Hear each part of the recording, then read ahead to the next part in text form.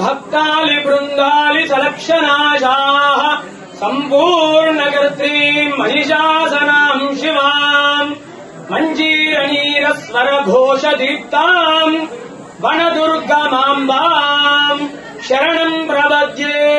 శ్రీ ఏడుపాయల వనదుర్గ భవానీ దేవస్థానం తెలంగాణ రాష్ట్రంలోనే ఎంతో ప్రసిద్ధమైనటువంటి క్షేత్రము వనదుర్గ భవానీ క్షేత్రం.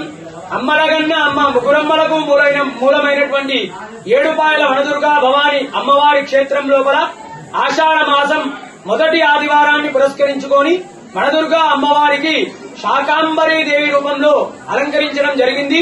ఉదయం నుండే కూడా భక్తుల రద్దీ అధికంగా ఉంది. ఉదయాన్నే 4 గంటలకు అమ్మవారికి విశేషమైనటువంటి అభిషేకము, తదనంతరం అమ్మవారికి శాకాంబరీ దేవి రూపంలో కాయగూరలు, కూరగాయలు, అదేవిధంగా ఆకుకూరలతో విశేషమైనటువంటి అలంకరణ చేయడం జరిగింది.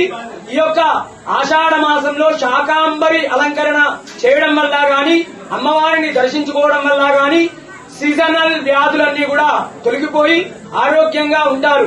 అదేవిధంగా ఈ యొక్క శాకాంబరీ దేవిని దర్శించుకోవడం వల్ల సకల శుభాలు, అష్టైశ్వర్యాలు, ఆనందము, సంతానము, ఆరోగ్యము, అదేవిధంగా పాడి పంట వ్యవసాయము బాగా పండి అదేవిధంగా ఈ యొక్క లోకమంతా కూడా సుభిక్షంగా ఉంటుంది.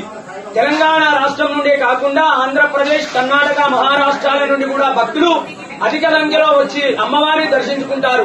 వచ్చేటువంటి భక్తులకు కూడా ఎలాంటి ఇబ్బందులు కలగకుండా ఆలయ ఈవో వీరేశం సారి గారు అన్ని ఏర్పాట్లు కూడా చేయించారు. వనదుర్గా భవానీ మాతాకి జై.